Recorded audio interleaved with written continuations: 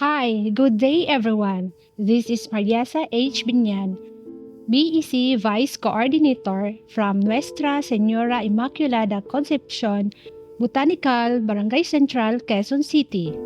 Welcome to From the Pews. Today is January 18, 2026.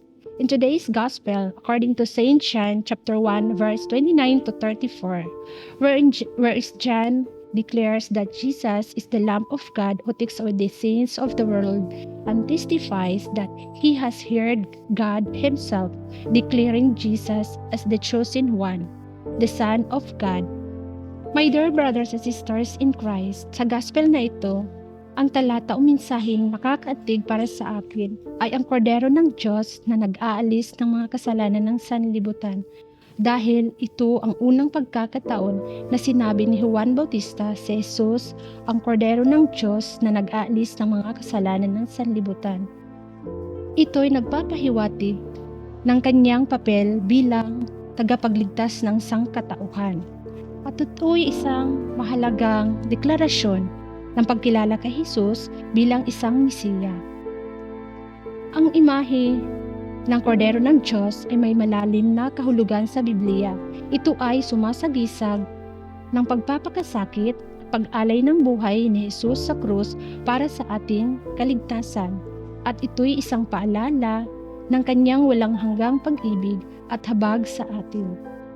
Ayon sa aking karanasan, ito ay isang patunay na ang kordero ng Diyos ay kumikilos sa aking buhay.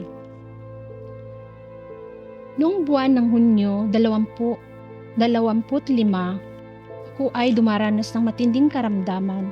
Ako ay isinugod sa ospital. Dahil sa sitwasyong napakahirap, ang akala ko hanggang dun na lang. Pero ang Diyos, dahil sa kanyang kordero na nag-aalis ng mga kasalanan, kabilang na ang aking kasalanan, siya'y nagbigay sa akin ng lakas at pag-asa. Ang mga medical staff, mga doktor, mga nurses, mga kaibigan, mga kapatid, lalong-lalo na yung mga taong nagdarasal para sa aking kaligtasan at kagalingan. Sila ang instrumento na ginamit ng Diyos upang pagalingin ako. Pero ang totoo, ang Diyos nagpapagaling sa akin.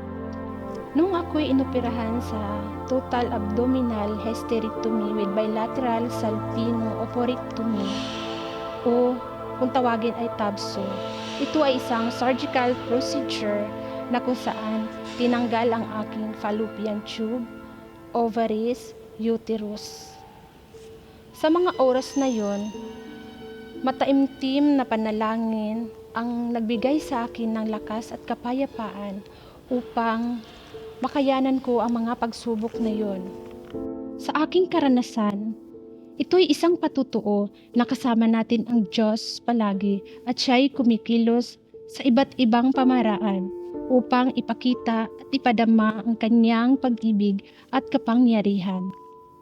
At sa kanyang kabutihan, naging successful ang operation at ako'y nakalabas ng operating room ng maayos at ligtas. Ganun pa man sa sakit na dinaranas, ako'y tuloy-tuloy na nanalangin at mas lalong lumalapit sa Panginoong Diyos dahil siya lang at wala nang iba pa. Kayo, anong pagsubok ang hinaharap nyo ngayon? Paano nyo ito ihinaharap? Ano o sino ang nagbigay sa iyo ng lakas sa panahong mahirap? Kayo ba ay tunay na naglilingkod sa makapangyarihang Diyos sa pamamagitan ng gawa, mga salita at mga desisyon? Manalangin tayo. Makapangyarihang Diyos, ikaw ang lakas at pag-asa namin. Maraming salamat po sa iyong pag-alaga at paggamot sa akin. Salamat po sa aming buhay at kalakasan. Tulungan mo kaming maglingkod sa iyo ng tapat at totoo. Maituro ka namin sa halip na ang aming sarili at nang maibahagi namin ang iyong pag-ibig sa iba. Amen.